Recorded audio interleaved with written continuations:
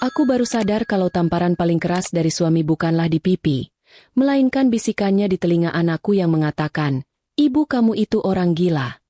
Sebelum kita mulai lebih lanjut, yuk, tekan tombol suka, serta tombol subscribe agar tidak ketinggalan kisah menarik lainnya.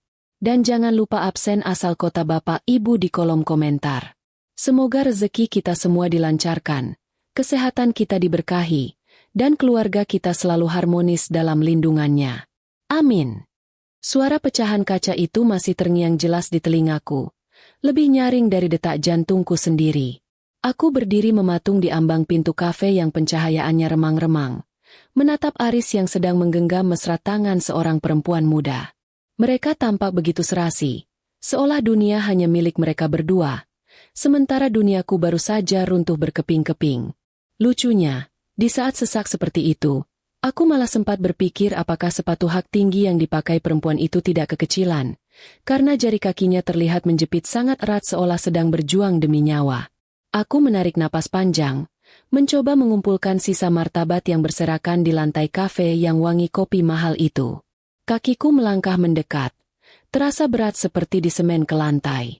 Begitu aku sampai di depan meja mereka, wajah Aris berubah dari penuh cinta menjadi pucat pasi, lalu dalam sekejap berubah lagi menjadi sangat dingin. Tidak ada permintaan maaf, tidak ada rasa bersalah. Yang ada hanyalah tatapan terganggu, seolah aku adalah lalat yang hinggap di hidangannya. Aku menuntut penjelasan, suaraku bergetar hebat, mencoba menahan tangis yang sudah di ujung mata. Bukannya menjawab, Aris malah berdiri dan menyambar lenganku dengan kasar, menyeretku keluar dari sana tanpa peduli pada pandangan orang-orang sekitar yang mulai berbisik-bisik seru seolah sedang menonton sinetron gratis. Sesampainya di rumah, suasana makin mencekam. Aris melempar kunci mobil ke atas meja kayu ruang tamu dengan suara dentum yang membuat Kian, anak kami, berlari keluar dari kamarnya dengan wajah bingung. Aku tidak bisa lagi menahan diri. Aku berteriak meminta keadilan atas pengkhianatannya. Namun, kemarahanku justru dibalas dengan kekerasan fisik yang tidak pernah kubayangkan sebelumnya. Aris mendorongku hingga bahuku menghantam sudut lemari jati. Lalu sebuah tamparan mendarat di pipiku. Rasanya panas dan kebas secara bersamaan. Aku tersungkur di depan kaki anakku sendiri, melihat bayanganku di cermin yang kini tampak begitu menyedihkan dengan rambut acak-acakan. Aris tidak berhenti di situ. Dengan gerakan yang sangat tenang dan wajah tanpa ekspresi, ia berlutut dan memeluk Kian yang mulai menangis ketakutan. Ia membisikkan kata-kata yang lebih tajam dari sembilu tepat di depan telingaku. Ia bilang pada Kian bahwa aku sedang kumat gilanya, bahwa aku adalah ibu yang tidak bisa mengontrol emosi dan hobi mengamuk tanpa alasan. Ia memutarbalikkan fakta dengan begitu halus, membuatku terlihat seperti monster di mata darah dagingku sendiri. Di titik itu, aku sadar bahwa yang hancur bukan cuma tulang-tulangku, tapi juga kepercayaan anakku yang sedang menatapku dengan sorot mata penuh keraguan dan ketakutan. Malam itu aku tidur di lantai kamar tamu yang dingin, ditemani suara cicak yang seolah sedang menertawakan nasibku. Aku mencoba menghibur diri dengan berpikir bahwa setidaknya cicak itu tidak selingkuh, atau kalaupun selingkuh, istrinya pasti tidak akan sampai lapor polisi. Esoknya, hidupku berubah total. Aris tidak membuang waktu untuk mengurus perceraian. Ia ingin segera menyingkirkanku agar bisa bersama selingkuhannya tanpa gangguan. Di tengah proses hukum yang melelahkan, aku merasa seperti alien di rumahku sendiri. Kian mulai menjauh. Ia lebih banyak diam dan menatapku seolah aku adalah bom waktu yang bisa meledak kapan saja.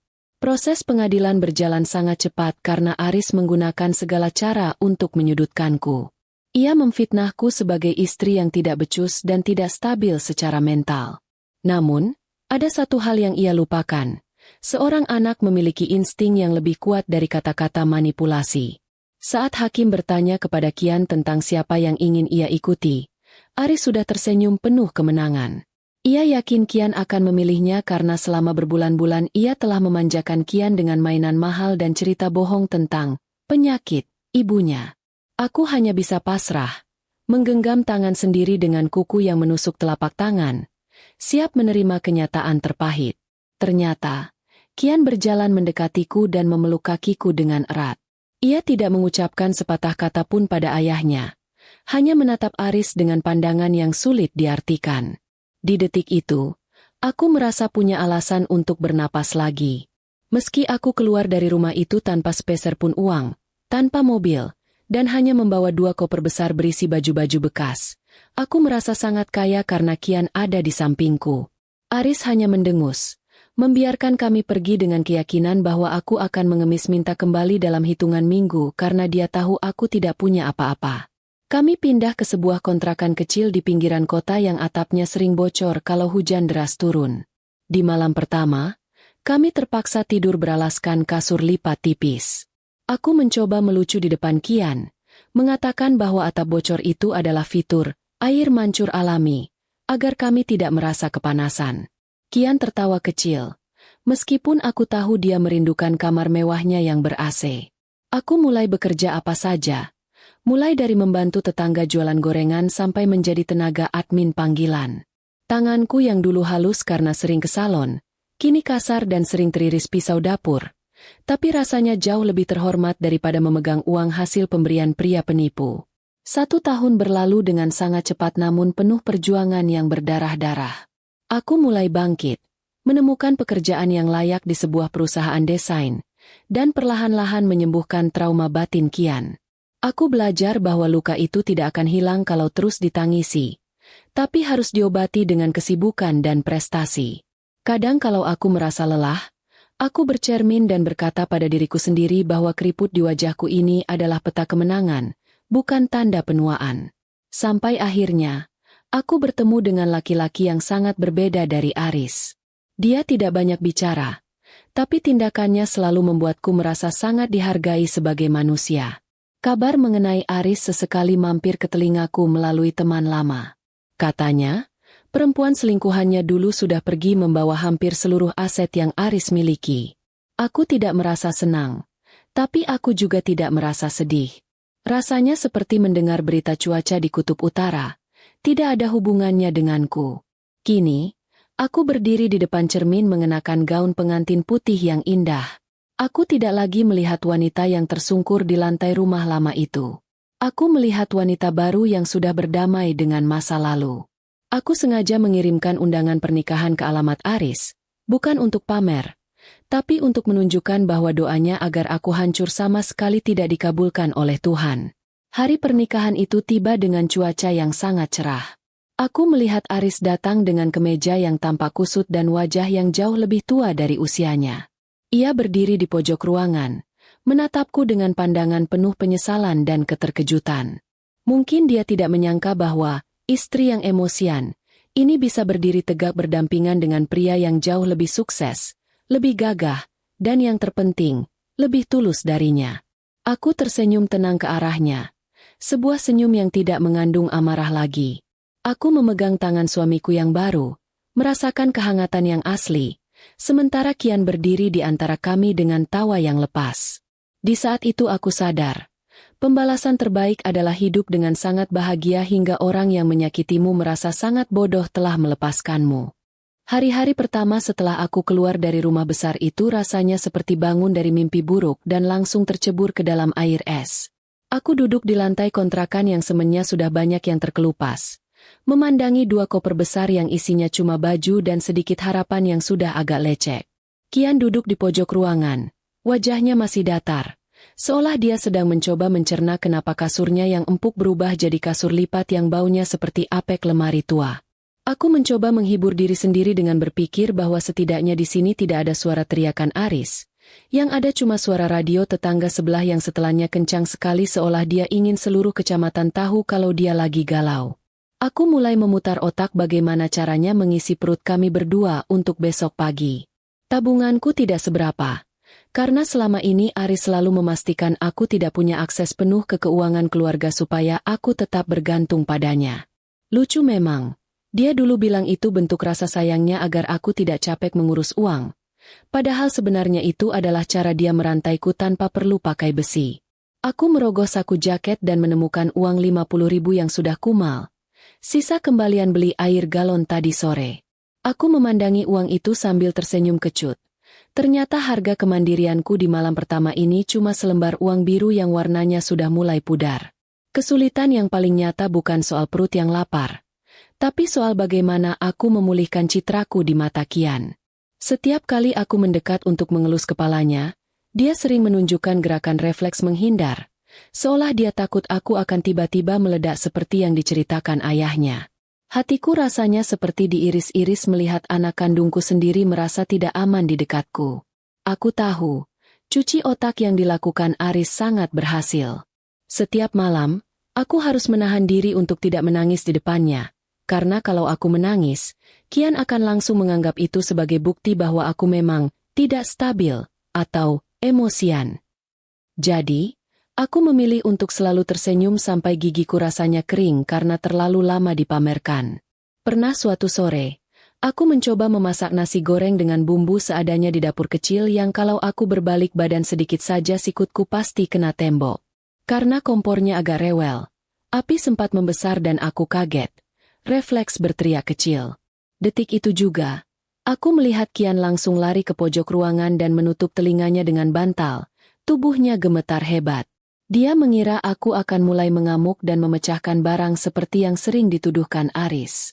Aku mematikan kompor, mendekatinya perlahan, dan berbisik kalau semuanya baik-baik saja. Aku butuh waktu hampir 1 jam hanya untuk meyakinkannya kalau teriakan tadi cuma karena aku kaget, bukan karena aku gila. Untuk menyambung hidup, aku mulai menawarkan jasa apa saja kepada ibu-ibu di sekitar kontrakan. Aku yang dulu biasa duduk manis di kafe sambil memegang tas bermerek, sekarang sibuk memegang sapu lidi dan membantu mencuci tumpukan baju tetangga yang tingginya sudah mirip gunung berapi. Kadang kalau tanganku mulai perih karena sabun colek yang keras, aku cuma bisa tertawa dalam hati mengingat dulu aku sering protes kalau krim malamku terlambat datang 1 hari saja. Hidup memang suka sekali bercanda, tapi setidaknya sekarang aku tahu berapa harga 1 liter beras yang sebenarnya. Aku tidak lagi hidup di dalam gelembung sabun yang cantik tapi kosong. Kian perlahan mulai melihat kenyataan bahwa ibunya tidak seburuk yang ayahnya katakan.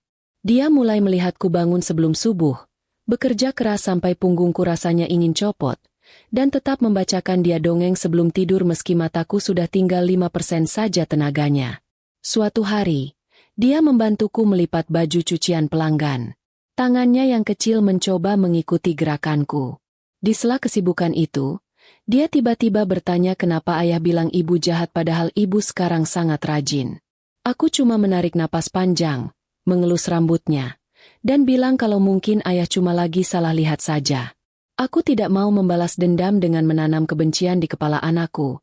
Biarlah waktu yang menjadi hakim paling jujur bagi kami. Minggu-minggu awal di kontrakan itu adalah ujian fisik yang luar biasa hebat bagiku. Aku yang biasanya kalau jalan sedikit saja langsung cari taksi online, sekarang harus terbiasa jalan kaki berkilo-kilometer demi menghemat ongkos angkot untuk uang jajan Kian. Pernah sekali aku kehujanan di jalan sambil membawa 2 kantong kresek besar berisi belanjaan titipan tetangga. Aku terpleset di lubang jalan dan semua belanjaan itu tumpah ke aspal yang becek. Aku duduk di pinggir jalan, basah kuyup, menatap wortel dan telur yang pecah. Rasanya ingin sekali menyerah dan menelepon Aris untuk minta maaf agar bisa kembali ke rumah mewah itu. Tapi kemudian aku teringat tatapan matanya yang dingin saat dia memukulku. Dan rasa sakit di hatiku jauh lebih perih daripada luka di lututku yang berdarah. Aku memunguti sisa belanjaan itu dengan gerakan pelan, mencoba menyelamatkan apa yang masih bisa dimasak. Tiba-tiba ada seorang bapak penjual bakso yang mangkal di dekat situ memberikan payungnya padaku. Dia bilang, hidup itu memang seringnya pahit, tapi kalau kita tambahkan sedikit keceriaan, rasanya jadi lumayan enak seperti baksonya yang banyak lada. Aku tertawa mendengar nasihatnya yang sangat sederhana tapi masuk akal itu. Aku pulang ke rumah dengan keadaan kacau balau, tapi aku membawa pulang payung dan semangat baru. Kian menyambutku di pintu dengan handuk kecil. Dia tidak lagi takut, dia justru terlihat khawatir padaku. Malam itu, di bawah cahaya lampu 5 watt yang sering berkedip-kedip seolah lagi diskotik, aku mulai menyusun strategi untuk mencari pekerjaan yang lebih baik. Aku punya ijazah. Aku punya kemampuan desain yang dulu sempat kupendam karena Aris melarangku bekerja dengan alasan dia bisa membiayai semuanya. Aku mulai memperbaiki portofolio lama di kertas-kertas bekas, menggambar manual karena aku tidak punya laptop. Aku yakin, Tuhan tidak mungkin memberikan ujian seberat ini tanpa menyediakan pintu keluar. Aku hanya perlu berjalan sedikit lebih jauh lagi untuk menemukan pintu itu. Meskipun kaki ini sudah penuh dengan bekas lecet dan kapalan. Aris sempat meneleponku sekali. Hanya untuk pamer kalau dia baru saja membelikan Siska mobil baru yang warnanya merah menyala. Dia tertawa di telepon. Menanyakan apakah aku sudah bosan makan nasi tempe setiap hari. Aku cuma mendengarkan dengan tenang. Sambil melihat Kian yang sedang asyik makan kerupuk kaleng dengan lahapnya. Aku bilang padanya kalau nasi tempe di sini rasanya jauh lebih nikmat karena tidak ada bumbu pengkhianatan di dalamnya. Aris langsung mematikan telepon dengan kasar. Sepertinya dia kesal karena upayanya untuk membuatku mentalnya jatuh lagi tidak berhasil sama sekali. Sejak hari itu, aku berjanji pada diriku sendiri untuk tidak pernah lagi mengangkat telepon darinya. Aku memblokir nomornya bukan karena aku dendam. Tapi karena aku ingin membersihkan ruang di kepalaku dari segala hal yang beracun. Fokusku sekarang cuma dua, Kian dan masa depan. Aku mulai rajin mendatangi warnet dekat pasar untuk mengirim lamaran kerja lewat surat elektronik. Penjaga warnetnya sampai hafal denganku karena aku sering datang dengan baju yang masih bau matahari dan keringat. Dia bahkan sempat bercanda menanyakan apakah aku sedang mencari jodoh di internet atau mencari kerja. Aku jawab saja kalau aku sedang mencari keajaiban yang bisa dibayar pakai uang bulanan. Setiap kali aku merasa ingin menyerah, aku selalu melihat foto Kian yang kuselipkan di dompetku yang sudah mulai mengelupas kulitnya. Foto itu diambil saat dia ulang tahun dulu, saat kami masih terlihat seperti keluarga bahagia yang palsu. Aku ingin memberikan Kian kehidupan yang nyata, bukan yang tampak bagus dari luar tapi busuk di dalam. Aku ingin dia bangga punya ibu yang meski pernah dihancurkan sampai remuk, tetap bisa menyusun kembali kepingan dirinya menjadi sesuatu yang jauh lebih kuat dari sebelumnya. Perjalanan ini memang masih sangat panjang dan terjal, tapi setidaknya sekarang aku yang memegang kemudinya, bukan Aris. Pagi itu, udara di ruang tunggu pengadilan terasa lebih berat dari biasanya. Seolah-olah oksigen di sana sengaja dikurangi supaya orang-orang cepat pusing. Aku duduk di kursi kayu panjang yang kerasnya minta ampun, berusaha mengatur napas agar tidak terlihat seperti orang yang sedang sesak napas beneran. Di seberang sana, Aris duduk dengan gaya sangat santai, kaki disilangkan, dan senyum tipis yang merendahkan terus menempel di bibirnya. Dia tampak sangat yakin bahwa hari ini adalah hari kemenangan telaknya, hari di mana dia akan mengambil Kian dariku dan membiarkanku hidup sendirian dalam kemiskinan. Sesekali dia melirik jam tangannya yang berkilau, seolah ingin pamer bahwa waktu bagi orang kaya sepertinya jauh lebih berharga daripada waktuku. Aris sudah menyiapkan segalanya dengan sangat rapi, termasuk beberapa saksi bayaran yang siap mengatakan kalau aku adalah ibu yang tidak stabil secara mental. Aku hanya bisa mengelus dada, bertanya-tanya dalam hati sejak kapan dia jadi sehebat ini dalam menyusun skenario fiksi. Kalau saja dia jadi penulis naskah film, mungkin dia sudah menang piala bergengsi, bukannya malah sibuk menghancurkan hidup ibu dari anaknya sendiri. Aku menoleh ke arah Kian yang duduk di sampingku. Dia terus menunduk sambil memainkan ujung kemejanya yang sudah agak kekecilan. Aku tahu beban di pundak kecil itu sangat berat, karena dia dipaksa memilih antara dua orang yang seharusnya menjadi pelindungnya. Saat sidang dimulai, suasana jadi sangat kaku dan formal. Persis seperti suasana ujian matematika yang paling sulit di sekolah dulu. Hakim yang memimpin sidang adalah seorang pria tua berkacamata tebal yang menatap kami satu persatu dengan teliti. Aris mulai mengeluarkan jurus-jurus andalannya, bicara dengan nada yang dibuat sedih seolah dia adalah ayah paling menderita di dunia yang memiliki istri sakit jiwa. Aku hanya diam, tidak membela diri dengan teriakan, karena aku tahu di tempat seperti ini, siapa yang paling tenang biasanya dialah yang paling dipercaya. Aku hanya berdoa dalam hati agar keajaiban tidak sedang terjebak macet dan bisa sampai tepat waktu ke ruangan ini. Momen yang paling mendebarkan pun tiba ketika hakim meminta Kian berdiri di depannya untuk ditanya secara langsung. Aku merasa duniaku seolah berhenti berputar. Suaranya cuma terdengar dengung di telingaku. Aris memberikan tatapan penuh kode pada Kian. Tatapan yang seolah menjanjikan semua mainan di dunia kalau Kian memilih ikut dengannya. Aku melepaskan genggaman tanganku dari pundak Kian, memberinya ruang untuk bicara jujur tanpa tekanan dariku. Aku sudah ikhlas, kalau memang Kian lebih memilih kemewahan bersama ayahnya. Aku akan merelakannya demi masa depannya. Meski itu artinya hatiku akan tercabik-cabik lagi sampai tidak berbentuk. Hakim bertanya dengan suara lembut kepada Kian. Siapa yang dia rasa paling bisa membuatnya merasa aman dan nyaman selama ini? Kian terdiam cukup lama. Ruangan itu jadi sunyi senyap sampai suara detak jam dinding pun terdengar seperti suara palu godam. Aris sudah mulai membenarkan posisi duduknya, bersiap untuk berdiri dan merangkul Kian dengan akting ayah terbaiknya. Namun, jawaban Kian justru membuat Aris seolah tersambar petir di siang bolong. Kian bilang dengan suara kecil tapi tegas, kalau dia ingin ikut ibu karena ibu tidak pernah memukul siapapun saat marah, dan ibu selalu ada saat dia terbangun karena mimpi buruk. Wajah Aris yang tadinya penuh kemenangan langsung berubah jadi merah padam. Otot rahangnya mengeras sampai terlihat seperti ingin meledak.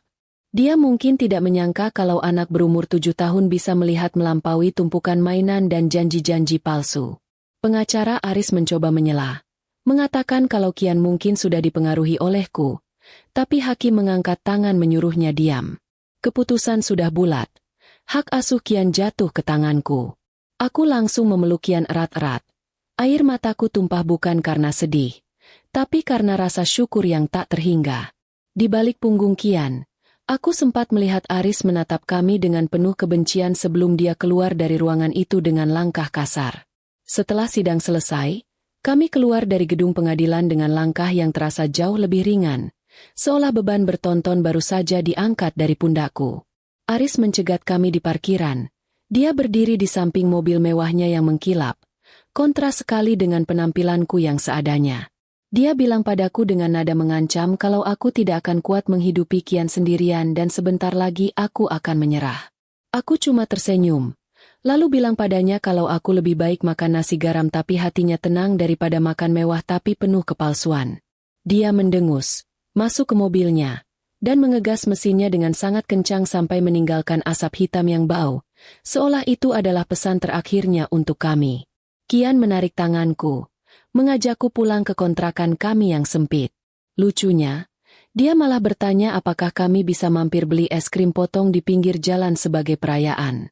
Aku tertawa, benar-benar tertawa lepas untuk pertama kalinya sejak pengkhianatan itu terjadi. Uang di dompetku memang tinggal sedikit. Mungkin cuma cukup untuk beli 2 es krim dan ongkos angkot. Tapi rasanya aku adalah orang paling menang di dunia. Kami duduk di halte bus sambil menjilat es krim yang cepat meleleh karena cuaca panas. Menertawakan hal-hal kecil seperti kucing yang mencoba mengejar ekornya sendiri di depan halte. Malam itu di kontrakan, Kian tidur dengan sangat pulas. Jauh lebih tenang daripada malam-malam sebelumnya. Aku duduk di sampingnya, memandangi wajahnya yang polos dan menyadari bahwa perjuanganku yang sebenarnya baru saja dimulai. Aku harus membuktikan pada dunia, dan terutama pada diriku sendiri, bahwa pilihan Kian tidak salah. Aku tidak lagi peduli pada Aris atau perempuan selingkuhannya itu. Mereka sekarang cuma sekumpulan debu di masa laluku yang harus kusapu bersih. Aku mulai menyusun rencana kerja lagi. Kali ini dengan semangat 10 kali lipat karena aku tahu ada seseorang yang menggantungkan seluruh dunianya padaku. Aku sempat berpikir, mungkin Aris sekarang sedang berpesta dengan Siska untuk merayakan kebebasannya dari aku. Tapi aku tidak peduli. Biarlah dia menikmati dunianya yang penuh tipu daya itu, sampai nanti dia sadar bahwa harta tidak bisa membeli ketulusan seorang anak. Aku mematikan lampu kamar, menyisakan cahaya remang dari lampu jalan yang masuk lewat celah jendela. Di dalam kegelapan itu, aku merasa sangat kuat. Ternyata, keberanian itu bukan berarti tidak punya rasa takut, tapi tetap berjalan meski kaki gemetar hebat. Besok aku akan bangun lebih pagi, mencari peluang baru, dan memastikan bahwa tidak akan ada lagi yang bisa merendahkan kami hanya karena kami tidak punya harta. Keesokan harinya, aku mendapat kabar kalau Aris mulai memindahkan beberapa barang pribadiku yang tersisa ke gudang dan melarangku mendekat ke rumah lama itu lagi. Berita itu aku terima dengan sangat tenang. Bahkan aku sempat bercanda pada teman yang memberitahuku bahwa aku malah berterima kasih karena tidak perlu repot menyewa jasa pindahan barang. Barang-barang itu cuma benda mati. Mereka tidak punya jiwa, dan aku sudah membawa pergi satu-satunya hal yang paling berharga dari rumah itu. Kian. Masa depanku mungkin belum terlihat jelas. Jalannya mungkin masih banyak lubang, tapi setidaknya aku tidak lagi berjalan di jalan yang salah bersama orang yang salah. Hidup di kontrakan sempit ini ternyata memberi pelajaran berharga kalau bahagia itu sebenarnya murah. Yang mahal itu gengsinya. Aku terbangun setiap pagi bukan oleh alarm jam pintar, melainkan oleh suara batuk mesin motor tua tetangga yang bunyinya seperti sedang sekarat. Aku mulai bekerja sebagai buruh cuci di pagi hari. Lalu siangnya aku berubah jadi tukang ketik lepas di warnet pojok pasar. Tanganku yang dulu cuma kenal alat rias mahal, sekarang sudah kebal dengan aroma sabun colek yang kuatnya minta ampun.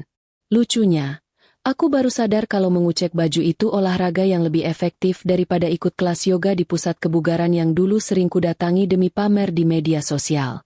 Kian perlahan mulai terbiasa dengan menu makanan kami yang lebih sering didominasi oleh telur dan tempe. Suatu sore, dia melihatku sedang menghitung sisa uang di dalam kaleng bekas biskuit dengan wajah yang mungkin terlihat agak tegang. Dia mendekat, lalu meletakkan sebuah permen karet di tanganku sambil bilang kalau itu adalah vitamin semangat buatku. Aku hampir menangis, tapi aku tahan karena tidak mau dia mengira aku sedang kumat, lagi seperti fitnah ayahnya dulu. Aku memakan permen itu sambil tertawa, meski rasanya manisnya cuma sebentar. Tapi efeknya ke hatiku jauh lebih awet daripada makan steak di restoran mewah bareng Aris. Trauma Kian adalah musuh terbesarku yang paling nyata dan sering muncul tanpa diundang. Kadang kalau ada suara pintu tertutup agak kencang karena tertiup angin, bahunya langsung menciut dan wajahnya pucat pasi. Aku harus segera memeluknya, membisikkan bahwa itu cuma angin yang lagi lewat, bukan amarah yang akan meledak. Aku mulai menyisihkan uang receh demi receh agar bisa membawanya ke psikolog anak di puskesmas kota. Aku rela tidak jajan apa-apa, bahkan rela memakai baju yang itu-itu saja, asal anakku bisa kembali punya binar mata yang jernih tanpa bayang-bayang ketakutan pada sosok ayahnya sendiri. Pernah suatu kali aku mencoba melamar jadi admin di sebuah toko bangunan besar di dekat pasar. Pemiliknya, seorang ibu-ibu galak yang rambutnya disasak tinggi sampai mirip sarang burung, menatapku dari ujung kaki sampai ujung kepala dengan penuh selidik. Dia bertanya apakah aku sanggup kerja kasar karena penampilanku katanya terlalu halus untuk ukuran toko material. Aku cuma menjawab sambil nyengir kalau aku sudah terbiasa memindahkan gunung cucian. Jadi cuma memindahkan tumpukan nota dan semen harusnya bukan masalah besar. Dia tertawa kencang sampai antingnya bergoyang-goyang. Dan akhirnya dia menerimaku kerja di sana dengan gaji harian yang lumayan untuk beli susu Kian. Bekerja di toko bangunan membuatku bertemu dengan banyak karakter orang yang unik dan ajaib. Dari kuli panggul yang hobi melawak tentang nasib sampai kontraktor yang sering marah-marah karena harga paku naik 1.000 perak. Aku belajar untuk tidak baperan dan tetap tenang meski suasana sedang kacau balau. Pengalaman ini benar-benar mengikis sisa-sisa diriku yang dulu manja dan gampang mengeluh. Ternyata, debu semen itu tidak sejahat debu pengkhianatan yang dulu menyesakkan dadaku. Di sini, meski badanku capek dan bajuku selalu bau toko, aku merasa punya harga diri yang utuh karena uang yang kuterima benar-benar hasil keringatku sendiri. Setiap pulang kerja, aku selalu menyempatkan diri mampir ke toko buku bekas untuk membelikan Kian buku cerita atau komik. Aku ingin dia tetap punya imajinasi yang luas meski ruang geraknya sekarang terbatas di rumah petak yang sempit. Kami sering duduk berdua di lantai, membaca buku di bawah lampu kuning yang sudah mulai meredup. Kian pernah bertanya, apakah suatu saat nanti kami bisa punya rumah lagi yang ada tamannya agar dia bisa memelihara kucing. Aku bilang padanya dengan yakin kalau suatu hari nanti, bukan cuma taman, tapi kita akan punya istana yang isinya cuma orang-orang jujur dan penyayang. Dia mengangguk mantap, dan itu adalah janji yang harus kutepati apapun caranya. Aris sempat mencoba mengusik ketenangan kami lagi dengan mengirim pesan singkat yang isinya menanyakan apakah aku sudah siap menyerah. Dia bilang kalau Kian pasti malu punya ibu yang cuma jadi buruh toko bangunan. Aku tidak membalas pesan itu, melainkan langsung menghapusnya dan mematikan ponselku. Aku tidak butuh validasi dari orang yang bahkan tidak tahu cara menghargai istrinya sendiri. Bagiku, tidak ada pekerjaan yang memalukan selama itu halal.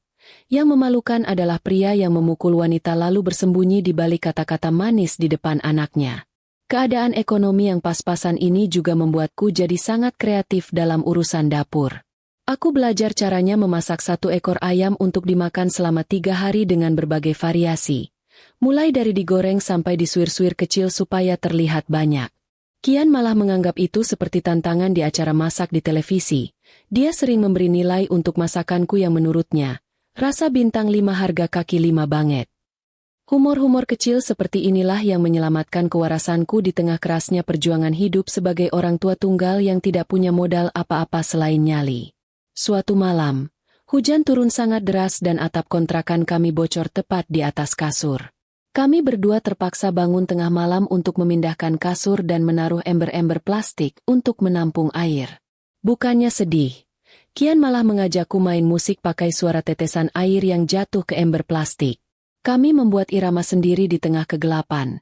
Tertawa-tawa sampai lupa kalau kami sedang kebanjiran. Di momen itu aku sadar, kebahagiaan itu memang soal sudut pandang. Dulu di rumah mewah, hujan berarti kesepian karena Aris jarang pulang. Tapi di sini, hujan berarti waktu berkualitas untuk bermain musik ember bersama anakku. Aku juga mulai memanfaatkan waktu luang di malam hari untuk mengasah kembali kemampuan menggambarku di sisa-sisa kertas nota toko bangunan yang sudah tidak terpakai. Aku menggambar denah-denah rumah impian yang mungil tapi cantik. Aku tidak tahu kapan mimpi itu akan terwujud. Tapi aku percaya kalau setiap garis yang kubuat adalah doa yang sedang kukirimkan ke langit. Aku tidak mau membiarkan otakku tumpul hanya karena aku sedang berada di titik terendah. Justru dari dasar jurang inilah, aku bisa melihat bintang-bintang dengan lebih jelas tanpa terhalang gedung-gedung tinggi penuh kemunafikan. Kehidupan sosialku di lingkungan kontrakan juga semakin membaik. Tetangga-tetangga di sini, meski hidupnya juga susah, punya rasa kepedulian yang sangat tinggi. Kalau aku pulang terlambat karena lembur di toko, ada saja yang menaruh sepiring singkong rebus atau sepiring nasi uduk di depan pintu rumahku untuk Kian. Mereka tidak banyak tanya tentang masa laluku. Mereka cuma peduli apakah aku hari ini sudah makan atau belum.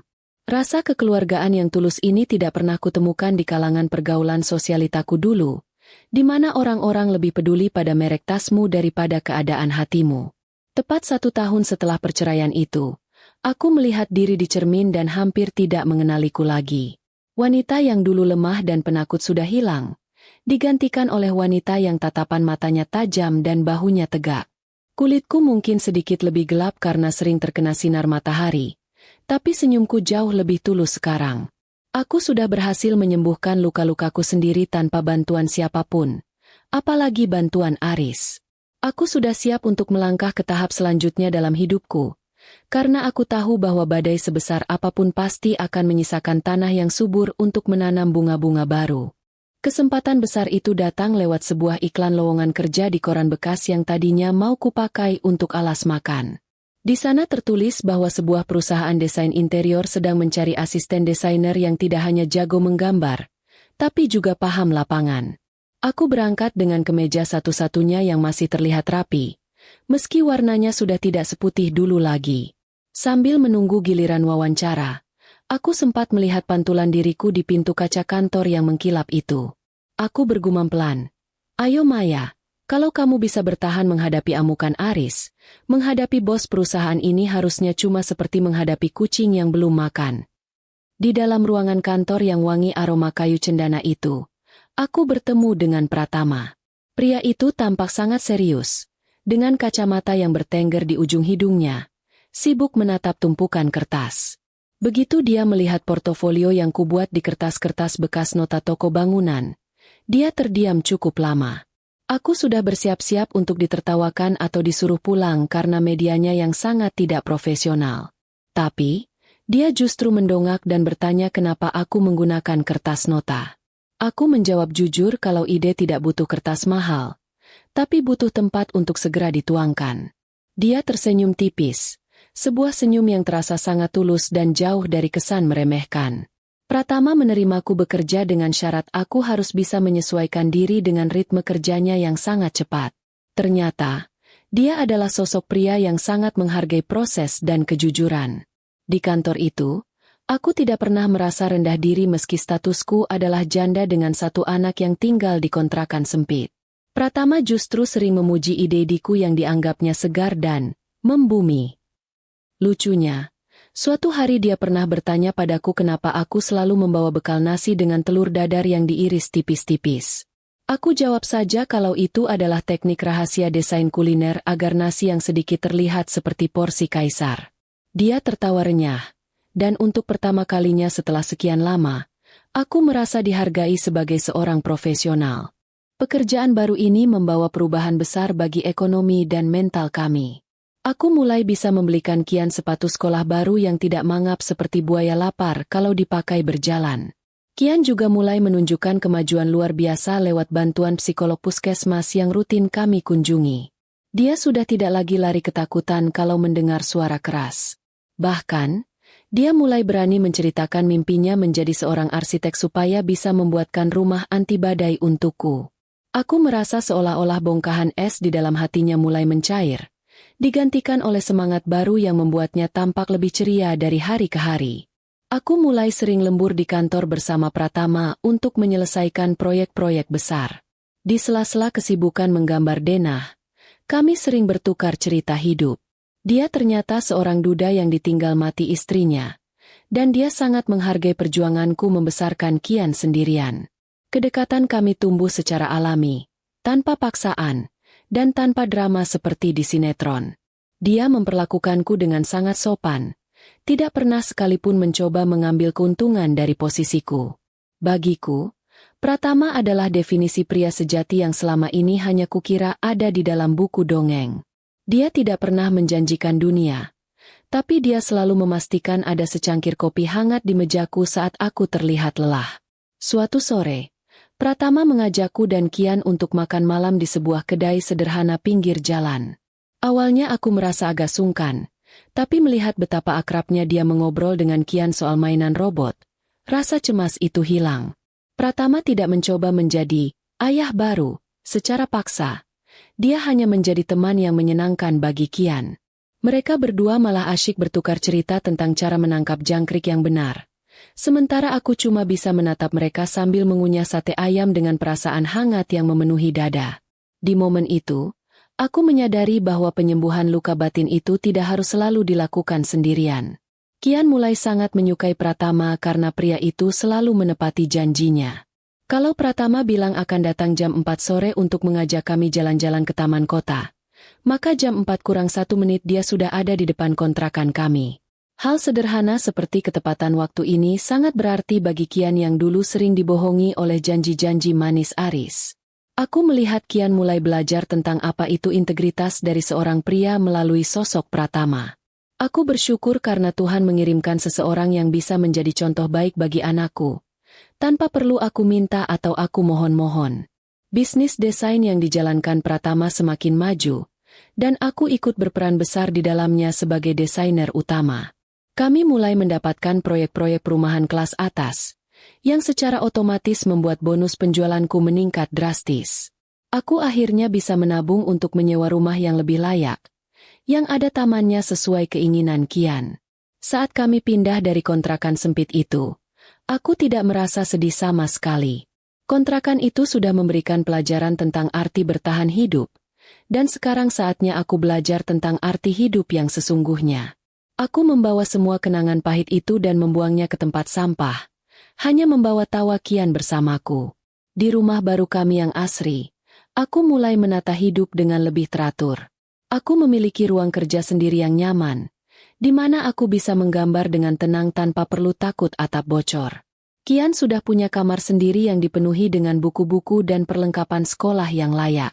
Dia sudah menjadi anak yang percaya diri lagi, sering bercanda, dan tidak lagi menatapku dengan sorot mata ragu. Citraku di mata anakku sudah benar-benar pulih, bukan karena aku membela diri dengan kata-kata, tapi karena dia melihat sendiri kenyataan siapa yang sebenarnya selalu ada untuknya dalam keadaan susah maupun senang. Hubunganku dengan Pratama pun semakin serius. Suatu malam di teras rumah baru, dia memegang tanganku dan bertanya apakah aku bersedia membangun masa depan bersama-sama dengannya. Dia tidak memberiku cincin berlian yang sangat besar, tapi dia memberiku sebuah komitmen yang jauh lebih berharga, rasa hormat dan perlindungan. Aku tidak langsung menjawab. Aku menatapnya dalam diam, mencari sisa-sisa keraguan di hatiku. Namun, yang kutemukan hanyalah rasa damai yang belum pernah kurasakan sebelumnya. Aku mengangguk perlahan, bukan karena aku butuh sandaran hidup, tapi karena aku ingin berbagi kebahagiaan dengan pria yang menghargai keberadaanku. Kabarnya, Aris mulai sering terlihat di klub malam, mencoba mencari pelarian dari masalah keuangannya yang mulai morat-marit. Aku mendengar itu dari seorang rekan kerja yang juga mengenal Aris, tapi aku hanya menanggapinya dengan senyum tipis. Dulu, berita seperti itu mungkin akan membuatku merasa puas atau malah sedih. Tapi sekarang rasanya hambar. Aris sudah kehilangan tempatnya di kepalaku. Dia bukan lagi aktor utama, bahkan bukan lagi figuran. Dia hanyalah sebuah nama dari masa lalu yang sudah tidak punya kekuatan apa-apa untuk menyakitiku lagi. Aku sudah terlalu sibuk merencanakan masa depan untuk sekadar menoleh ke belakang. Persiapan pernikahan kami dimulai dengan sangat santai. Kami tidak ingin pesta mewah yang penuh kepalsuan, tapi kami ingin pesta yang hangat dan bermakna bagi orang-orang terdekat. Di tengah kesibukan mengurus catering dan undangan, aku teringat pada undangan pernikahan Aris dan Siska dulu yang sengaja dipamerkan kepadaku untuk menyakiti hatiku. Aku tersenyum licik. Sebuah ide humoris muncul di kepalaku. Aku memutuskan untuk mengirimkan satu undangan ke alamat Aris. Bukan karena aku ingin pamer kemewahan, tapi aku ingin dia melihat dengan mata kepalanya sendiri, bahwa wanita yang dulu dia pukul dan dia hina, kini telah menjadi perhiasan berharga di tangan pria yang jauh lebih mulia darinya. Karma itu tidak pernah datang terlambat. Dia hanya menunggu waktu yang paling pas supaya efeknya terasa maksimal. Sementara aku sedang sibuk menata taman di rumah baru, di belahan kota yang lain, kehidupan Aris mulai menunjukkan tanda-tanda keretakan yang serius. Siska, perempuan yang dulu dianggapnya sebagai bidadari penyelamat, mulai menunjukkan wajah aslinya yang lebih mirip penagih hutang kelas kakap. Aris yang dulu begitu berkuasa, sekarang mulai tampak seperti kerupuk yang terendam air, lembek dan kehilangan kegarangannya. Lucunya, aku mendengar kabar kalau dia mulai sering bicara sendiri di depan cermin. Mungkin sedang berlatih akting jadi orang kaya lagi demi menutupi rasa malunya. Siska ternyata bukan tipe perempuan yang mau diajak hidup susah. Apalagi kalau cuma diajak makan cinta yang sudah basi. Dia mulai menuntut berbagai macam kemewahan yang sebenarnya sudah mulai sulit dipenuhi oleh Aris, karena bisnisnya yang terus merosot. Aris, yang dasarnya memang ingin terlihat hebat di depan selingkuhannya, mulai melakukan kesalahan fatal dengan menggadaikan aset-aset kantor demi memuaskan nafsu belanja Siska. Dia pikir dia bisa menutupi lubang itu dengan keuntungan proyek berikutnya. Padahal dia lupa kalau bisnis itu butuh otak, bukan cuma butuh gaya dan mulut besar. Aku hanya bisa membayangkan betapa pusingnya dia sekarang. Mencoba menyeimbangkan harga diri yang setinggi langit dengan isi dompet yang sedalam sumur kering. Suatu hari, seorang teman lama bercerita bahwa Aris mulai meminjam uang ke sana kemari dengan alasan modal usaha. Padahal sebenarnya uang itu habis dipakai Siska untuk beli tas bermerek terbaru. Aku tertawa kecil mendengarnya, bukan karena jahat, tapi karena teringat bagaimana dulu dia menuduhku sebagai beban keuangan keluarga hanya karena aku minta uang untuk beli susu Kian. Sekarang dia benar-benar menggendong beban yang sesungguhnya. Sebuah beban yang memakai lipstik mahal dan hobi minta liburan ke luar negeri. Rasanya seperti menonton komedi putar yang tidak ada habisnya. Bedanya kali ini aku bukan penumpangnya, melainkan penonton yang duduk manis sambil makan kacang. Strategi Siska untuk menguras harta Aris ternyata sangat halus dan terencana. Jauh lebih rapi daripada caraku melipat baju dulu. Dia berhasil membujuk Aris untuk membalik nama sebuah ruko dan apartemen atas namanya dengan alasan agar tidak disita bank kalau sewaktu-waktu bisnis Aris bangkrut. Aris yang sudah telanjur cinta mati atau mungkin telanjur kehilangan logika, menurut saja seperti kerbau yang dicocok hidungnya. Dia merasa sedang melakukan tindakan heroik demi masa depan cintanya, padahal dia sebenarnya sedang menggali kuburannya sendiri. Di titik ini, aku sadar kalau kebodohan pria yang sedang jatuh cinta pada orang yang salah itu memang tidak ada obatnya. Bahkan dokter spesialis pun pasti angkat tangan. Keadaan di kantor Aris juga semakin kacau karena dia sering mangkir kerja demi menemani Siska belanja, atau sekadar menenangkan perempuan itu yang sering mengancam akan pergi kalau tidak dibelikan barang baru. Karyawan-karyawannya mulai banyak yang mengundurkan diri karena gaji sering terlambat dibayar. Aris mulai kehilangan kepercayaan dari rekan bisnisnya. Persis seperti dia kehilangan kepercayaan dariku dulu. Bedanya, rekan bisnisnya tidak akan memaafkannya hanya dengan janji manis. Mereka menuntut hasil dan uang kembali. Aku membayangkan Aris sekarang setiap kali teleponnya berdering pasti jantungnya mau copot. Takut kalau yang menelepon adalah orang yang mau menagih hutang. Kian sesekali masih bertanya tentang ayahnya, terutama saat dia melihat teman-temannya di sekolah dijemput oleh ayah mereka dengan mobil bagus. Aku tidak pernah menjelekkan Aris di depan Kian. Aku cuma bilang kalau ayah lagi sibuk belajar tentang arti tanggung jawab di tempat lain. Kian biasanya cuma mengangguk paham. Lalu kembali asyik bermain dengan miniatur bangunan yang sering dibawakan oleh Pratama. Aku bersyukur karena Kian sudah tidak lagi memiliki ikatan emosional yang menyakitkan dengan ayahnya. Dia sudah punya dunia baru yang jauh lebih stabil dan penuh kasih sayang, tanpa perlu ada drama teriakan atau tamparan yang menghiasi kesehariannya. Pernah suatu sore, Aris mencoba menemuiku di tempat kerja lama, di toko bangunan milik ibu sasak tinggi itu. Dia datang dengan mobil yang catnya sudah mulai kusam dan wajah yang tampak sangat kusut, seperti baju yang belum disetrika selama sebulan. Dia mencoba bicara baik-baik, menanyakan kabar Kian dan memintaku untuk membantunya bicara dengan pengacara karena dia sedang terlibat masalah hukum. Aku cuma menatapnya datar, lalu memanggil satpam toko untuk mengantarnya keluar. Aku bilang padanya kalau aku sudah tidak lagi bekerja di bagian pelayanan keluhan masa lalu. Aris pergi dengan wajah penuh amarah yang tertahan. Mungkin dia tidak menyangka kalau istri penurutnya ini bisa jadi sedingin es batu. Kejadian itu membuatku semakin yakin bahwa keputusan untuk memutus komunikasi dengannya adalah langkah yang sangat tepat. Orang seperti Aris tidak akan pernah berubah kalau tidak merasakan sendiri pahitnya terjatuh. Dia selalu butuh orang lain untuk disalahkan atas kegagalannya sendiri. Dulu akulah yang jadi sasaran kesalahannya. Sekarang mungkin dia mulai menyalahkan cuaca, pemerintah, atau bahkan kucing tetangga atas kehancurannya. Aku merasa sangat merdeka karena tidak lagi harus memikul beban emosional dari pria yang tidak tahu cara menghargai kebaikan. Hidupku sekarang sudah terlalu penuh dengan hal-hal positif untuk menyisakan ruang bagi energinya yang negatif. Hubungan Aris dan Siska mencapai puncaknya saat semua aset yang sudah dibalik nama itu diam-diam dijual oleh Siska tanpa sepengetahuan Aris. Siska menghilang begitu saja dalam semalam, membawa lari semua uang hasil penjualan itu dan meninggalkan Aris di apartemen sewaan yang cicilannya sudah menunggak 3 bulan.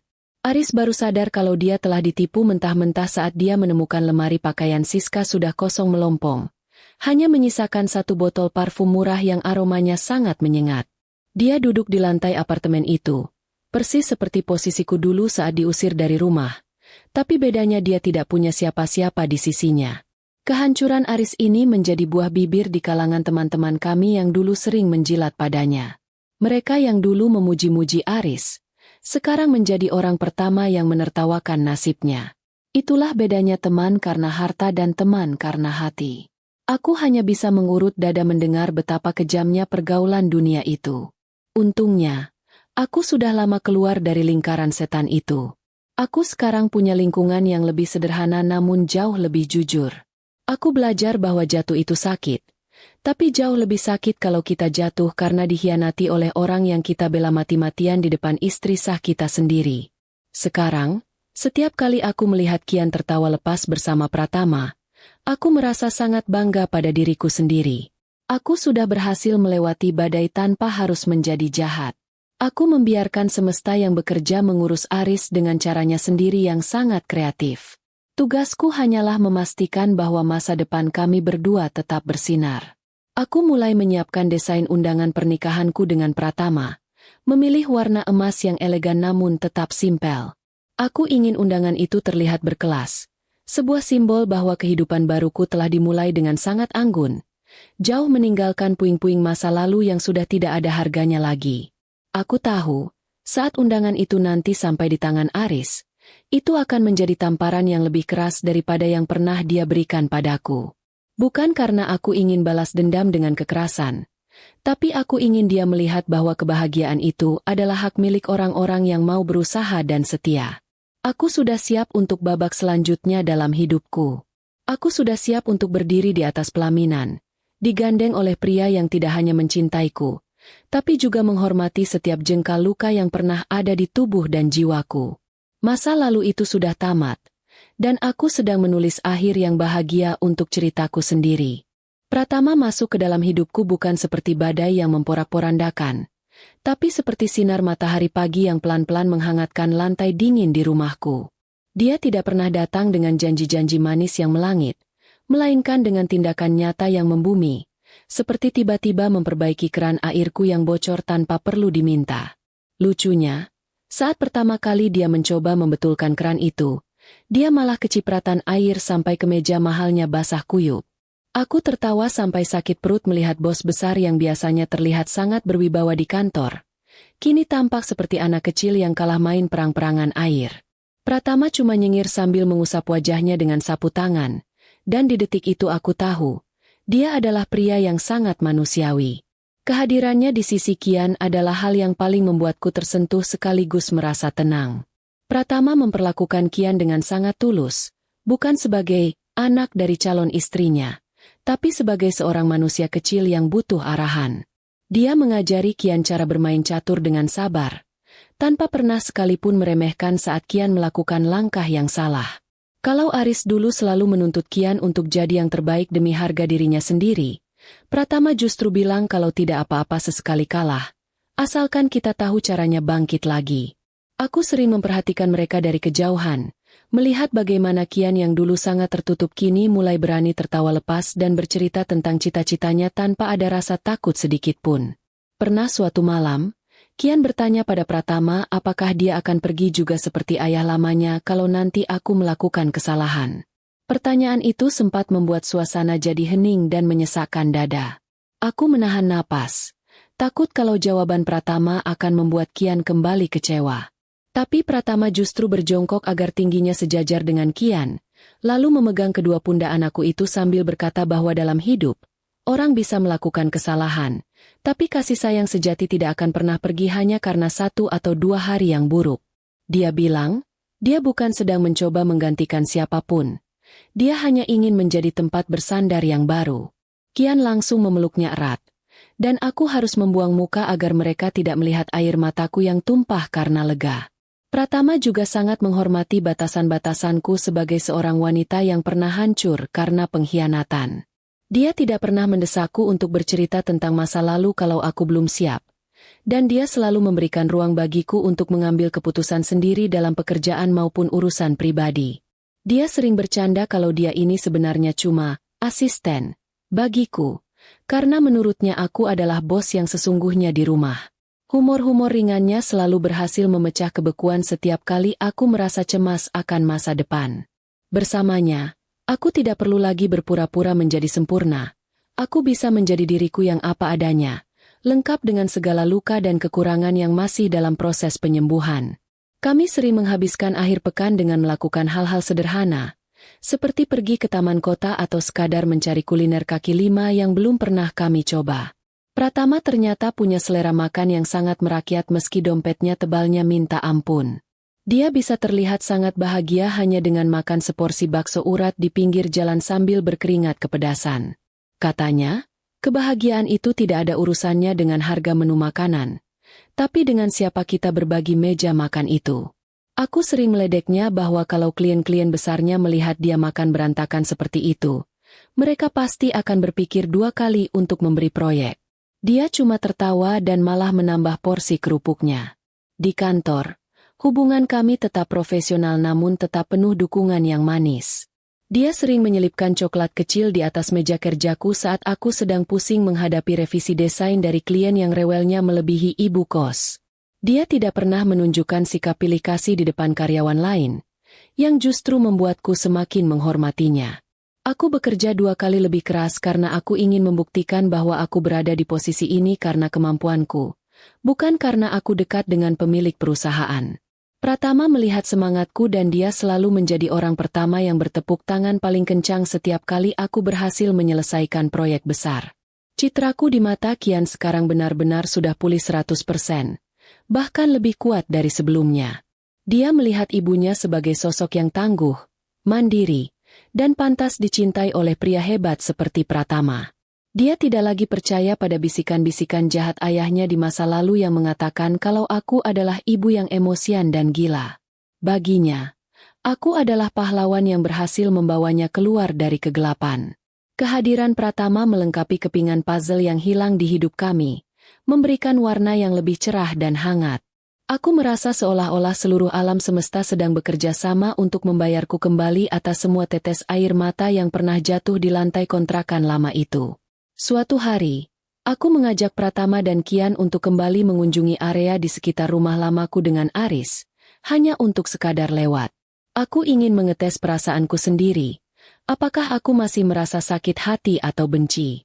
Ternyata, saat mobil kami melewati rumah megah yang kini tampak suram itu, aku tidak merasakan apa-apa lagi. Tidak ada amarah, tidak ada dendam. Yang ada hanyalah rasa hambar yang luar biasa. Aku melihat ke samping, ke arah Pratama yang sedang asyik mendengarkan cerita Kian tentang robot barunya. Aku sadar, rumah yang sebenarnya bukan lagi bangunan besar itu. Tapi dimanapun aku berada bersama dua orang ini, itulah rumahku yang sesungguhnya. Persiapan pernikahan kami semakin matang dan penuh dengan keceriaan. Kami memilih untuk mengadakan pesta di sebuah kebun yang asri, jauh dari kesan kaku dan mewah yang berlebihan. Aku ingin setiap orang yang datang bisa merasakan kebahagiaan yang tulus, bukan sekadar datang untuk ajang pamer harta. Pratama menyerahkan semua urusan desain pernikahan padaku. Katanya dia percaya penuh pada selera estetikaku yang dianggapnya sangat berjiwa. Aku mulai mendesain kartu undangan dengan penuh perasaan. Dan saat tiba waktunya menuliskan nama di daftar tamu, jariku berhenti di satu nama yang sangat kukenal, Aris. Aku menatap nama itu cukup lama sambil tersenyum kecil. Aku memutuskan untuk benar-benar mengirimkan undangan itu padanya. Bukan karena aku belum bisa melupakannya, tapi karena aku ingin memberinya penutupan yang layak. Aku ingin dia melihat bahwa wanita yang dulu dia buang di pinggir jalan, sekarang sedang dijemput oleh pangeran yang sebenarnya untuk menuju istana yang dia bangun sendiri dengan kerja keras. Aku ingin Aris tahu bahwa dia gagal menghancurkanku. Dia justru secara tidak sengaja membantuku menjadi versi diriku yang paling kuat. Aku memasukkan undangan itu ke dalam amplop emas dengan sangat tenang, lalu menyegelnya dengan doa agar dia juga bisa menemukan kedamaiannya sendiri suatu hari nanti. Hari demi hari menjelang pernikahan terasa sangat indah. Kian sudah sibuk mencoba jas kecilnya yang senada dengan milik Pratama. Melihat mereka berdua berdiri di depan cermin sambil merapikan dasi masing-masing membuat hatiku terasa penuh. Aku merasa sangat beruntung bisa mendapatkan kesempatan kedua dalam hidup. Ternyata, Tuhan tidak pernah mengambil sesuatu dari kita tanpa menyiapkan pengganti yang jauh lebih baik. Aku siap menutup buku masa laluku yang penuh coretan tinta hitam, dan memulai buku baru dengan lembaran yang putih bersih. Siap ditulis dengan cerita cinta yang jauh lebih sehat dan terhormat. Aku tahu jalan di depan mungkin tetap tidak akan selalu mulus. Tapi setidaknya sekarang aku punya rekan perjalanan yang bisa diandalkan. Pratama adalah jangkar yang menahanku agar tidak terombang-ambing saat badai datang. Dan Kian adalah kompas yang selalu menunjukkan arah pulang. Kehidupan baruku ini bukan tentang balas dendam pada Aris, tapi tentang kemenangan atas diriku sendiri yang dulu sempat merasa tidak berharga. Sekarang, aku berdiri tegak dengan kepala terangkat tinggi, menanti hari di mana aku akan melangkah di atas altar dengan senyum yang paling jujur yang pernah kumiliki. Kehancuran Aris ternyata jauh lebih cepat dan lebih berisik daripada yang kubayangkan. Kabar tentang dia yang tertipu oleh Siska sudah menjadi konsumsi publik, bahkan sampai ke telinga kuli panggul di toko bangunan tempatku dulu bekerja. Aris sekarang benar-benar kehilangan segalanya. Rumah mewah, mobil-mobil mengkilap, hingga martabatnya yang dulu dia agung-agungkan. Dia sekarang tinggal di sebuah apartemen sewaan yang sempit dan pengap, di mana suara tetangga yang bertengkar terdengar lebih jelas daripada suara hatinya sendiri. Lucunya, aku sempat membayangkan dia sekarang pasti sedang sibuk memikirkan bagaimana cara merebus mie instan tanpa harus mengorbankan sisa uang parkirnya, sebuah keterampilan bertahan hidup yang dulu dia anggap sangat rendahan. Puncak dari kejatuhannya adalah ketika semua aset yang dia banggakan telah raib dibawa lari oleh Siska ke luar negeri. Aris baru menyadari bahwa selama ini dia bukan sedang membangun istana dengan bidadari, tapi sedang memelihara rayap yang sangat cantik namun sangat rakus. Apartemen yang sekarang dia tempati pun kabarnya sudah nunggak pembayaran selama 3 bulan, dan dia terpaksa menjual jam tangan bermereknya demi menyambung hidup. Aku tertawa getir teringat dulu dia memukulku sambil bilang kalau aku adalah beban. Sekarang, Beban yang sesungguhnya telah pergi meninggalkannya dalam keadaan tanpa sisa, bahkan tanpa meninggalkan sehelai tisu pun untuk menyeka air matanya. Kondisi psikologis Aris juga mulai goyah. Dia yang dulu selalu tampil klimis dan rapi, kini sering terlihat di warung kopi dekat apartemennya dengan baju yang kusut dan mata yang merah karena kurang tidur. Orang-orang yang dulu memujanya sekarang sudah menjauh, seolah dia adalah wabah yang harus dihindari. Aris mulai merasakan apa yang kurasakan dulu, perasaan terisolasi dan tidak dianggap oleh dunia. Bedanya, aku dulu punya Kian yang memberiku kekuatan, sedangkan dia tidak punya siapa-siapa selain bayang-bayang kesalahannya sendiri yang terus mengejar kemanapun dia pergi. Hidup memang seadil itu. Dia memberikan apa yang kita tanam, lengkap dengan bunga dan buahnya yang pahit. Suatu hari, aku mendapat laporan dari teman lamaku bahwa Aris sempat terlihat mencoba menghubungi kantor Pratama untuk mencari pekerjaan atau sekadar meminta bantuan. Tentu saja, panggilannya tidak pernah sampai ke meja Pratama karena staf keamanan sudah tahu reputasinya yang buruk. Saat aku mendengar cerita itu, aku sedang duduk santai di taman belakang rumahku sambil menikmati teh hangat. Aku tidak merasa iba sedikit pun. Bukan karena aku kejam, tapi karena aku tahu bahwa setiap orang harus bertanggung jawab atas kekacauan yang mereka buat sendiri. Aris harus belajar bahwa kata maaf tidak akan secara otomatis mengembalikan saldo rekening, atau memulihkan kepercayaan yang sudah dihancurkan sampai jadi abu. Kian sendiri sudah benar-benar tidak pernah lagi menanyakan ayahnya. Dia terlalu sibuk dengan dunianya yang baru, sekolah barunya, dan hobinya menggambar bersama Pratama. Pernah suatu kali Kian menemukan foto lama Aris di selipan buku sekolahnya. Tanpa rasa benci atau dendam, dia membawa foto itu kepadaku dan bertanya apakah foto ini boleh dibuang karena dia sudah punya banyak foto baru yang lebih bagus bersama aku dan Om Tama. Aku cuma mengangguk sambil tersenyum, dan melihat anakku sendiri yang merobek foto itu lalu membuangnya ke tempat sampah adalah sebuah momen pelepasan yang sangat luar biasa. Citra Aris sebagai pahlawan di mata Kian sudah benar-benar tamat, digantikan oleh kenyataan pahit yang dia tulis sendiri. Aris mulai terjerat hutang-hutang kecil yang menumpuk, dari hutang kartu kredit sampai hutang ke teman-teman kantornya dulu. Dia terjepit di antara harga diri yang masih ingin terlihat kaya dan perut yang lapar. Kabarnya, dia sering mondar-mandir di depan rumah lama kami yang sekarang sudah dihuni oleh orang lain. Mungkin berharap ada keajaiban yang bisa memutar waktu kembali. Dia merindukan kenyamanan yang dulu aku berikan, merindukan rumah yang selalu rapi dan masakan yang selalu hangat di meja. Dia baru sadar bahwa yang dia buang dulu bukan cuma seorang istri, tapi sebuah sistem pendukung yang membuat hidupnya terlihat sempurna. Penyesalan itu datang terlambat, tepat saat semua pintu sudah tertutup dan dikunci dari dalam. Keadaan menjadi semakin dramatis saat surat undangan pernikahanku sampai ke tangannya. Aku sengaja menggunakan jasa kurir paling mahal agar undangan itu diterima langsung olehnya. Aku bisa membayangkan wajahnya saat melihat amplop berwarna emas dengan namaku dan Pratama terukir indah di sana. Mungkin dia mengira itu adalah surat tagihan hutang baru, tapi ternyata itu adalah surat pernyataan bahwa aku telah menang telak. Undangan itu adalah tamparan halus yang tidak meninggalkan bekas memar di wajah, tapi meninggalkan luka permanen di harga dirinya. Aku ingin dia datang, bukan untuk pamer, tapi agar dia melihat bahwa wanita yang dulu dia sebut gila, kini sedang dicintai dengan sangat waras oleh pria yang jauh lebih baik darinya. Aris sempat mencoba mengirimkan pesan kepadaku setelah menerima undangan itu. Isinya sangat menyedihkan. Dia memohon maaf dan mengatakan kalau dia sangat merindukan Kian. Aku membacanya sambil mengunyah kerupuk kaleng di dapur. Merasa heran kenapa dia baru ingat punya anak setelah jatuh miskin. Aku tidak membalas pesan itu. Aku langsung menghapusnya dan memblokir nomornya. Lagi. Karena aku tidak ingin ada energi negatif yang masuk ke dalam rumahku yang sekarang sudah sangat damai. Aku tidak berhutang penjelasan apapun padanya. Bagiku, dia hanyalah orang asing yang kebetulan pernah menjadi bagian dari sejarah kelam hidupku. Di hari-hari menjelang pernikahan, aku merasa sangat tenang. Pratama sering menggodaku dengan mengatakan kalau aku adalah pengantin paling santai yang pernah dia lihat.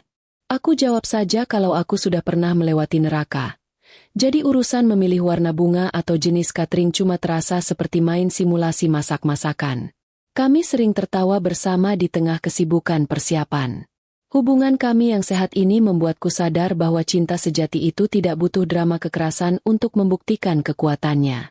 Cinta itu justru terasa sangat tenang, aman, dan penuh rasa hormat. Hal-hal yang tidak pernah kuberikan atau kuterima selama bertahun-tahun bersama Aris. Kehancuran Aris mencapai puncaknya saat dia terpaksa keluar dari apartemennya karena benar-benar tidak bisa membayar lagi. Dia sekarang menumpang di rumah saudaranya yang sebenarnya juga tidak terlalu menyukainya karena sifatnya yang sombong dulu. Dia menghabiskan hari-harinya dengan meratapi nasib sambil melihat foto-foto kesuksesanku yang sesekali muncul di berita bisnis lokal. Dia melihatku berdiri di samping Pratama dalam acara peresmian proyek besar. Terlihat sangat cantik dan berkelas.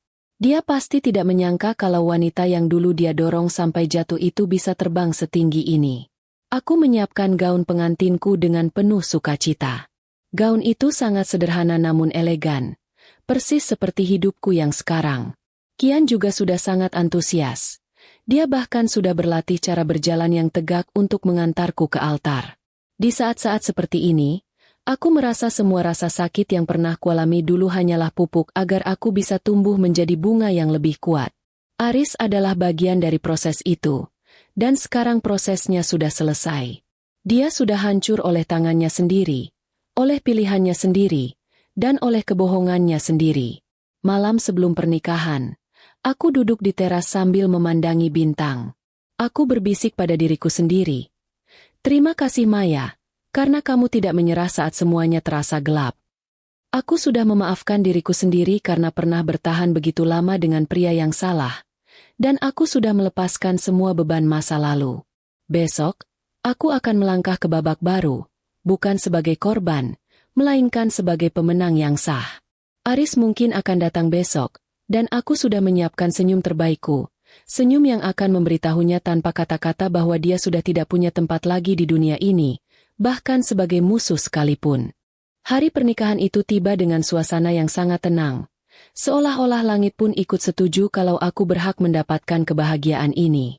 Aku berdiri di depan cermin besar, mengenakan gaun putih yang jatuhnya sangat pas di badanku. Tidak ada lagi riasan tebal untuk menutupi bekas luka atau sembab di mata karena menangis semalaman. Wajahku sekarang hanya dipoles riasan tipis yang menonjolkan binar bahagia yang asli. Aku sempat tertawa sendiri melihat betapa mahalnya harga rasa damai ini. Jauh lebih mahal dari berlian manapun yang dulu pernah Aris pamerkan padaku. Aku merasa sangat cantik, bukan karena gaunnya, tapi karena aku tahu aku sudah utuh kembali. Kian masuk ruang ganti dengan jas kecilnya yang membuat dia terlihat sangat gagah. Meskipun dasinya agak miring ke kiri karena dia terlalu semangat lari-larian. Dia menatapku tanpa berkedip. Lalu bilang kalau aku terlihat seperti ratu di buku dongeng yang sering kami baca. Aku berlutut, merapikan dasinya, dan mencium keningnya lama-lama. Di detik itu, aku teringat saat kami duduk di lantai kontrakan yang bocor setahun yang lalu. Siapa sangka, dari sana kami bisa sampai ke sini. Kian memegang tanganku erat, seolah ingin meyakinkanku bahwa hari ini tidak akan ada yang bisa menyakiti kami lagi. Di luar, tamu-tamu mulai berdatangan ke area kebun yang sudah ditata dengan sangat manis.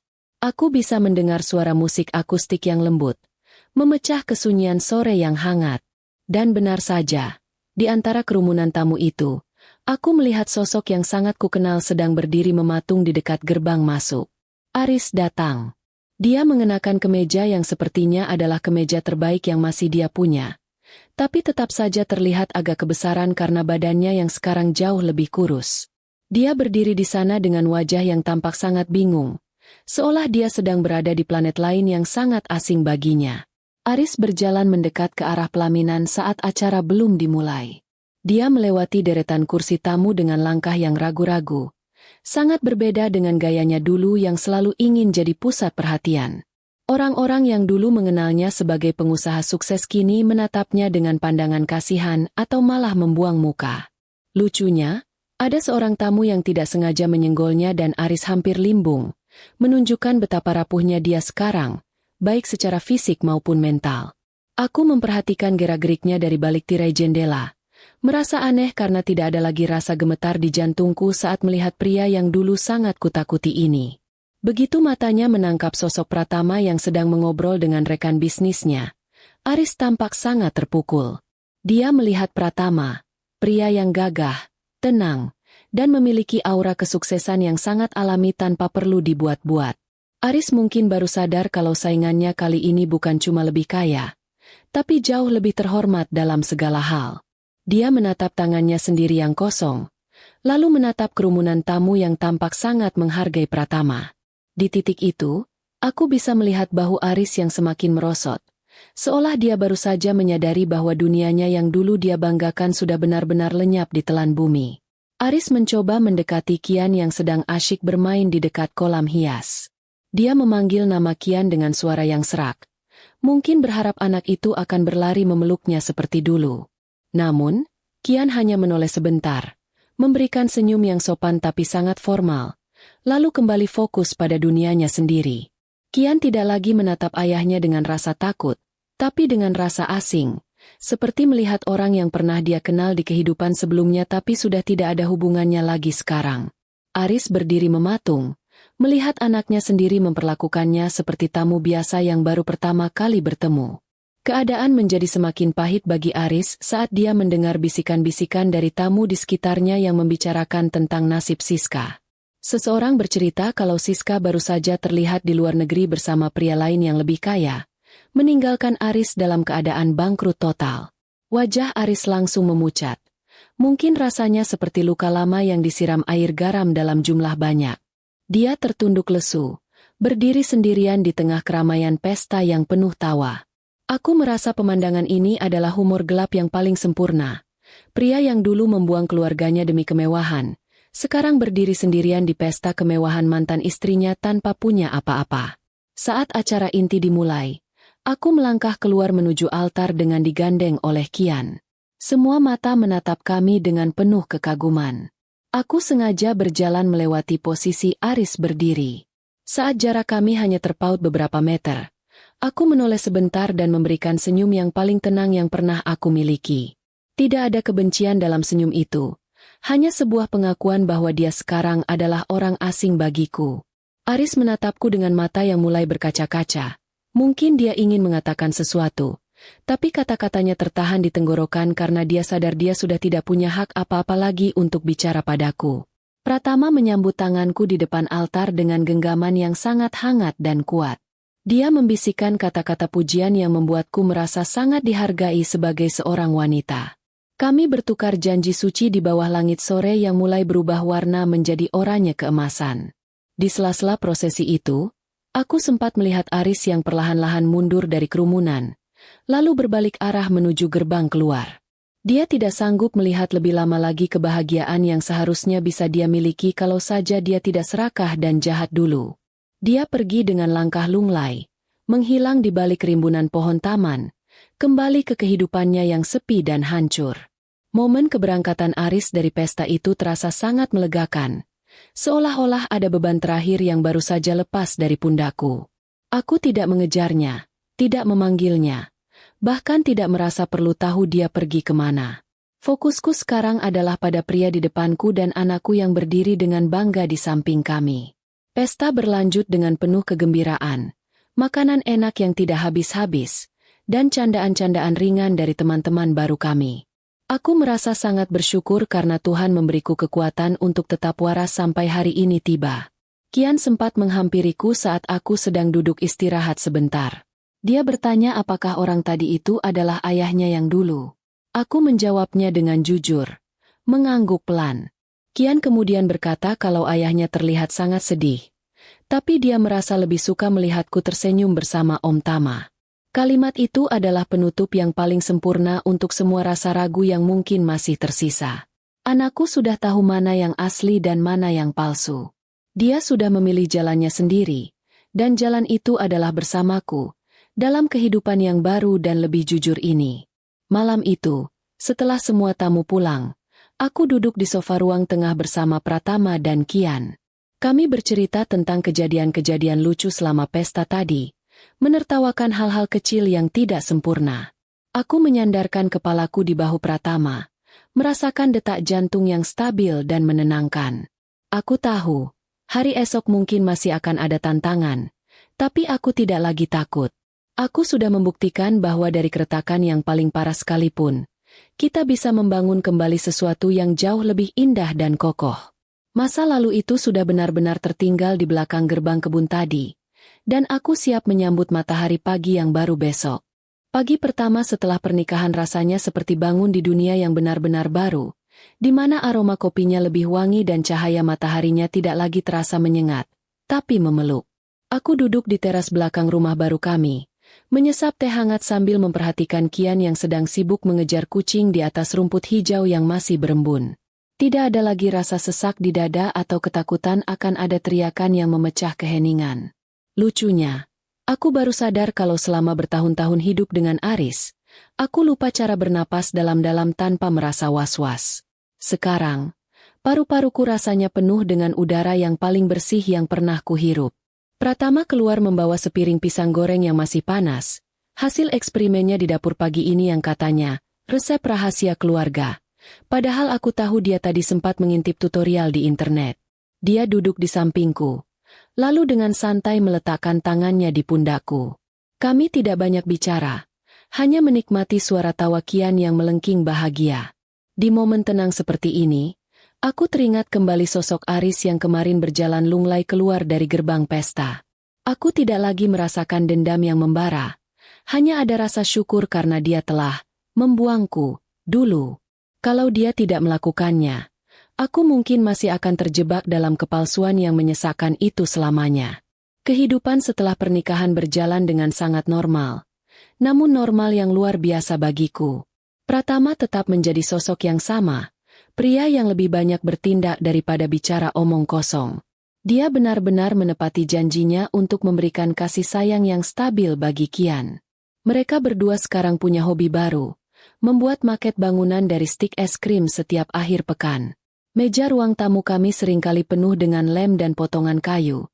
Tapi aku tidak marah. Aku justru senang melihat rumah ini berantakan karena kreativitas dan kasih sayang. Bukan berantakan karena pecahan kaca atau barang-barang yang dilempar saat amarah meledak. Aku juga semakin berkembang di perusahaan desain kami. Proyek-proyekku sekarang bukan lagi sekadar pekerjaan, tapi sebuah karya yang memiliki jiwa. Banyak orang yang bertanya apa rahasia desainku yang selalu terasa hangat, dan aku cuma menjawab sambil bercanda kalau rahasianya adalah sedikit bumbu penderitaan masa lalu dan banyak saus kebahagiaan masa kini. Mereka tertawa. Tapi aku serius. Semua rasa sakit yang dulu kualami telah berubah menjadi empati yang luar biasa dalam karyaku. Aku belajar bahwa manusia yang pernah hancur seringkali memiliki cara pandang yang lebih indah tentang cara menyusun kembali sebuah ruang. Suatu sore, aku tidak sengaja melihat Aris di sebuah pusat perbelanjaan saat aku sedang menemani Kian membeli buku sekolah. Aris sedang bekerja sebagai tenaga promosi produk elektronik di sebuah gerai kecil. Penampilannya sangat jauh dari kata mewah. Dia memakai seragam yang tampak agak lusuh dan wajahnya terlihat sangat lelah menghadapi calon pembeli yang cerewet. Saat mata kami bertemu, Aris sempat tertegun dan menjatuhkan brosur yang dia pegang. Namun, aku hanya memberikan anggukan sopan dari jauh, tanpa berhenti untuk menyapanya. Kian yang ada di sampingku pun hanya menatapnya sekilas, lalu menarik tanganku untuk segera pergi ke toko buku. Kejadian itu membuatku sadar bahwa pembalasan yang paling elegan bukan dengan menjatuhkan orang lain, tapi dengan menunjukkan bahwa kita tetap bisa berdiri tegak dan bahagia meski tanpa mereka. Aris sekarang harus menjalani hidup yang dulu dia anggap hina, sementara aku menjalani hidup yang dulu dia anggap mustahil untuk kudapatkan. Citraku di mata Kian sekarang sudah menjadi sesuatu yang tak tergoyahkan. Kian pernah bilang padaku saat sedang mengerjakan tugas sekolah, bahwa dia ingin jadi seperti aku, orang yang tidak pernah menyerah meski badai datang menghantam. Mendengar itu, aku merasa seluruh perjuanganku selama setahun terakhir sudah terbayar lunas tanpa sisa. Hubungan kami bertiga semakin hari semakin kuat, seperti bangunan yang pondasinya dibuat dari beton kasih sayang yang paling keras. Kami sering menghabiskan waktu malam dengan mengobrol tentang apa saja, mulai dari rencana liburan sampai mimpi-mimpi Kian di masa depan.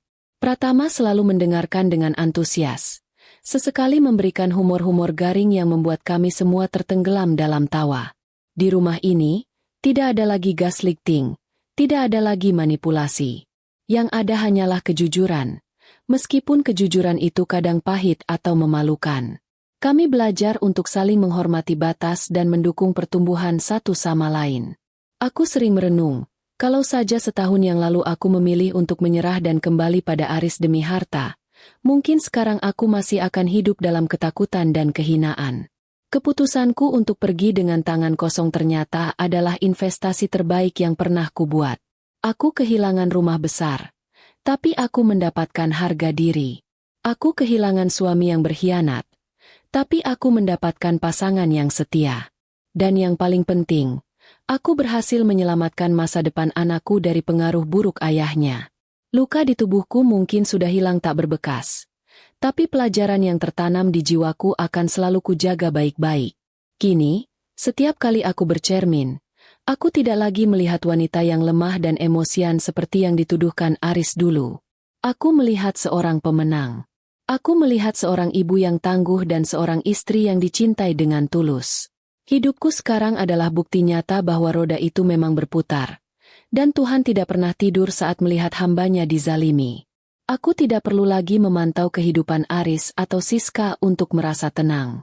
Fokusku sudah beralih sepenuhnya pada kebahagiaan di depan mata. Aku sudah benar-benar menutup buku masa lalu itu dan menyimpan kuncinya di tempat yang paling dalam, hanya untuk diingat sebagai pelajaran, bukan untuk dibuka kembali. Malam ini, di bawah cahaya lampu ruang tengah yang hangat, aku melihat Pratama dan Kian sedang tertidur pulas di sofa setelah kelelahan bermain game bersama. Aku menyelimuti mereka berdua satu persatu, merasakan kedamaian yang meluap-luap di dalam dada. Aku berbisik pelan, "Terima kasih, Tuhan, karena telah mengganti retak itu menjadi permata." Aku berjalan menuju jendela, melihat bintang-bintang yang bertebaran di langit malam.